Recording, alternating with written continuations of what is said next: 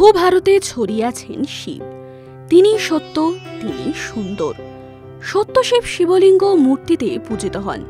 যে সমস্ত শিবলিঙ্গ স্বয়ম্ভূ অর্থাৎ নিজেই স্বয়ং শিবলিঙ্গ রূপে অধিষ্ঠিত হয়েছেন, সেই সব শিবলিঙ্গকে বলা হয় জ্যোতির্লিঙ্গ।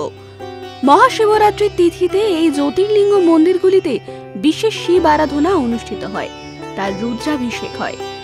আজ সেই পুণ্যদিনে জেনে নিন সেই দ্বাদশ জ্যোতির্লিঙ্গের আবির্ভাব কথা।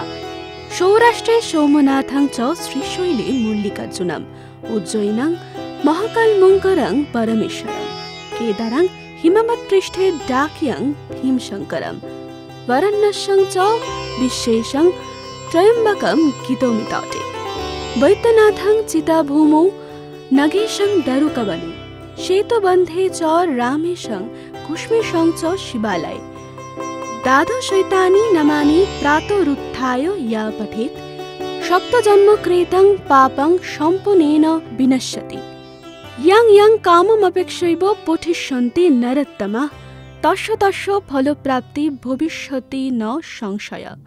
জ্যোতির্লিঙ্গ স্বয়ম্ভূ শিবের অবতার। জ্যোতির্লিঙ্গ অর্থাৎ শিবের জ্যোতিরূপে প্রকট হওয়া। এটি মানব নির্মিত নয়। এগুলি স্বয়ম্ভূ এবং সৃষ্টির কল্যাণ ও গতিশীলতা বজায় রাখার জন্য স্থাপন করা হয়েছে।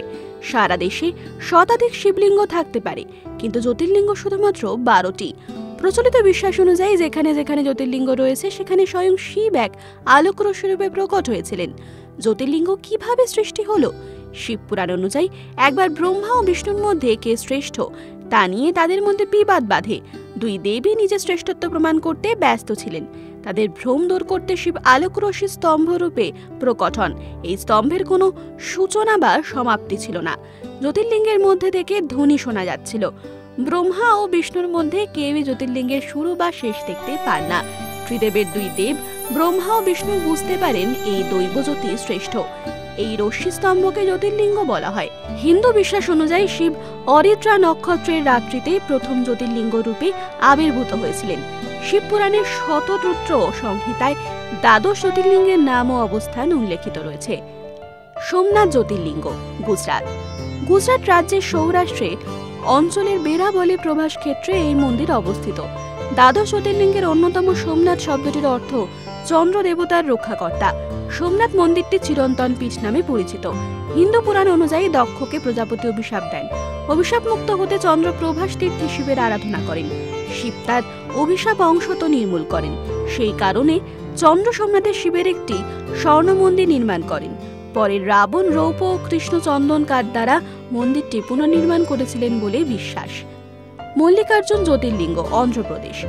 অন্ধ্রপ্রদেশের শ্রীশৈলমে কৃষ্ণা নদীর তীরে মল্লিকার্জুন জ্যোতির্লিঙ্গ মন্দির অবস্থিত। এই মন্দিরটি 18টি মহাশক্তিপীঠের একটি। কথিত আছে মল্লিকার্জুনে সতীর উপরোষ্ঠ পড়েছিল। মহাকালেশ্বর জ্যোতির্লিঙ্গ, মধ্যপ্রদেশ। মধ্যপ্রদেশের উজ্জয়িনী শহরে রুদ্রসাগর হ্রদের তীরে অবস্থিত মহাকালেশ্বর জ্যোতির্লিঙ্গ মন্দির। এই মন্দিরের শিবলিঙ্গটি শিবের স্বয়ম্ভূ রূপ মনে করা হয়। মহাকালেশ্বর মূর্তিটি দক্ষিণ মূর্তি নামে পরিচিত। দক্ষিণা মূর্তি শব্দের অর্থ যার মুখ দক্ষিণ দিকে। হিন্দু বিশ্বাস অনুযায়ী এই মন্দিরের প্রধান উপাস্য দেবতা শিব অনন্তকাল ধরে উজ্জয়িনীর শাসক। দূষণ নামে এক রাক্ষসের হাত থেকে উজ্জয়িনীবাসীদের মুক্তি দেওয়ার পর থেকে শিবকে এখানে মহাকালেশ্বর রূপে পুজো করা হয়। কেদারনাথ জ্যোতির্লিঙ্গ, উত্তরাখণ্ড। উত্তরাখণ্ডে গাড়োয়াল হিমালয়ের কোলে অলকানন্দা ও মন্দাকিনীর তীরে কেদারনাথ শহরে কেদারনাথ মন্দিরের অবস্থান। দ্বাদশ জ্যোতির্লিঙ্গের অন্যতম এটি। এই অঞ্চলের প্রাচীন নাম ছিল কেদারখণ্ড, তাই এখানে শিবকে কেদারনাথ বলা হয়। মানুষের বিশ্বাস শিব এই অঞ্চলের অধিপতি। মহাভারতে উল্লেখ আছে কেদারনাথের। পাণ্ডবেরা এই স্থানে তপস্যায় সন্তুষ্ট করেছিলেন শিবকে।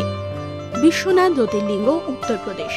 কাশী বিশ্বনাথ মন্দির অন্যতম শ্রেষ্ঠ জ্যোতির্লিঙ্গ মন্দির। ধর্মনগরী কাশীতে শিব ভক্তদের ভোলানাথ, বিষবনাথ, বিশ্বেশ্বর। পবিত্র গঙ্গার তীরে বিশ্বনাথ মন্দির। কথিত আছে কৈলাসের পর মর্তে এই শিবের আপন ভূমি। স্কন্দ পুরাণের কাশী খণ্ডে কাশী বিশ্বনাথ মন্দিরের উল্লেখ রয়েছে। ভীমাশঙ্কর জ্যোতির্লিঙ্গ, মহারাষ্ট্র। মহারাষ্ট্রে 3টি জ্যোতির্লিঙ্গের অবস্থান, তার মধ্যে অন্যতম ভীমাশঙ্কর জ্যোতির্লিঙ্গ। পুনে থেকে 100 কিলোমিটার দূরে এই মন্দিরের অবস্থান। এখানে লিঙ্গরাজ ভক্তদের মধ্যে মটেশ্বর মহাদেব নামেও পরিচিত। ভীম নামের এক দানবের হাত থেকে ভক্তদের রক্ষা করেন শিব। তারপরই শিবের আরাধনার জন্য গড়ে ওঠে পুনের এই মন্দিরের জ্যোতির্লিঙ্গ। ত্র্যম্বকেশ্বর জ্যোতির্লিঙ্গ মহারাষ্ট্র। মহারাষ্ট্রের নাসিক থেকে 30 কিলোমিটার দূরে গোদাবরীর তীরে অবস্থিত ত্র্যম্বকেশ্বর মন্দির দ্বাদশ জ্যোতির্লিঙ্গের অন্যতম। এটি কালো পাথরে তৈরি মন্দিরে ভগবান শিবের অধিষ্ঠান। শোনা যায় শ্রী অহল্যাকে নিয়ে মহর্ষি গৌতম মহারাষ্ট্রে এই স্থানে বাস করতেন।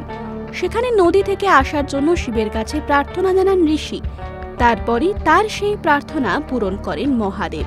সেই কাহিনীকে স্মরণ করেই শিবের ত্র্যম্বকেশ্বর মন্দির স্থাপিত হয়েছে। বৈদ্যনাথ জ্যোতির্লিঙ্গ ঝাড়খণ্ড। বৈদ্যনাথ জ্যোতির্লিঙ্গ মন্দির ঝাড়খণ্ডের দেওঘর অঞ্চলে অবস্থিত। কথিত আছে রাবণ শিবকে খুশি করার জন্য তপস্যা করেন এই স্থানে।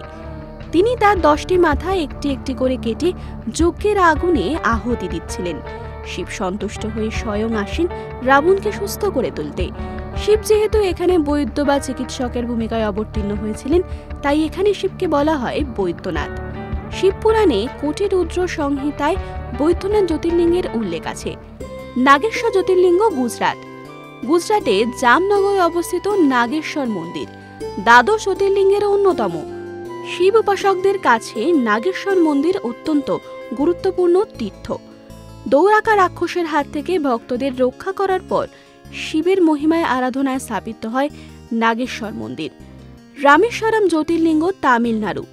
দক্ষিণ ভারতের বিখ্যাত শৈব তীর্থক্ষেত্রের নাম রামেশ্বরম। এই শিবলিঙ্গ শ্রীরামনাথ স্বামী হিসেবে পরিচিত। এই তীর্থ দ্বাদশ জ্যোতির্লিঙ্গের মধ্যে অন্যতম। কথায় বলে কাশীর বিশ্বনাথজির দর্শনে যে পুণ্য লাভ হয়, শ্রীরামেশ্বরের দর্শন ও পুজোয় সমপরিমাণ পুণ্য লাভ হয়। কাশী যাত্রার ফল সম্পূর্ণ রূপ পায় রামেশ্বর যাত্রায়। এখানে শিবের 2টি লিঙ্গ রয়েছে। একটি লিঙ্গ পূজা করতেন সীতা, অন্যটি হনুমান দ্বারা পূজিত হতো বলে কথিত রয়েছে। রাবণকে পরাজিত করে এখানে শিবের আরাধনা করেন রাম। সেই থেকে রামেশ্বরমে শিবের 2টি জ্যোতির্লিঙ্গ স্থাপিত রয়েছে। কৃষ্ণেশ্বর জ্যোতির্লিঙ্গ মহারাষ্ট্র। কৃষ্ণেশ্বর জ্যোতির্লিঙ্গ মন্দির বা ঘুষ্মেশ্বর জ্যোতির্লিঙ্গ মন্দির হল হিন্দু দেবতা শিবের পবিত্রতম 12টি জ্যোতির্লিঙ্গ মন্দিরের অন্যতম। মহারাষ্ট্রের ঔরঙ্গাবাদ ও দৌলতাবাদের কাছে মন্দিরটি অবস্থিত। শিবপুরাণের কোটি রুদ্র সংহিতায় 32 ও 33তম অধ্যায়ে এই জ্যোতির্লিঙ্গের উল্লেখ পাওয়া যায়। ওঙ্কারেশ্বর জ্যোতির্লিঙ্গ দ্বাদশ জ্যোতির্লিঙ্গের অন্যতম। ওঙ্কারেশ্বর জ্যোতির্লিঙ্গ মধ্যপ্রদেশের ইন্দু স্টেশন থেকে 78 কিলোমিটার দূরে ওঙ্কারেশ্বর মন্দির। 5 তলায় এই মন্দিরের গর্ভগৃহে রয়েছে শিবলিঙ্গ। জাতি ধর্ম নির্বিশেষে সবাই এখানকার শিবলিঙ্গ স্পর্শ করে পুজো দিতে পারেন। সারা বছর ধরে পুণ্যার্থীরা এখানে পুজো দিতে আসেন। শৈব ভক্তদের বিশ্বাস দ্বাদশ শিবলিঙ্গের দর্শনে শিব দর্শনে সমান। শিব তীর্থ ভ্রমণে সমস্ত পাপ ও জীবন যন্ত্রণা থেকে মুক্তি মেলে। সমস্ত বাধা বিপত্তি থেকে রক্ষা করেন ভগবান শিব। জ্যোতির্লিঙ্গের দর্শন করলে মহাশোক নাশ হয়। শিবরাত্রির পুণ্যতিথিতে ভগবান শিবের আশীর্বাদ বর্ষিত হোক এই কামনায় জানায় জিও বাংলা। এরকম আরো অনেক আপডেটসের জন্য অবশ্যই নজর রাখুন আমাদের চ্যানেলে।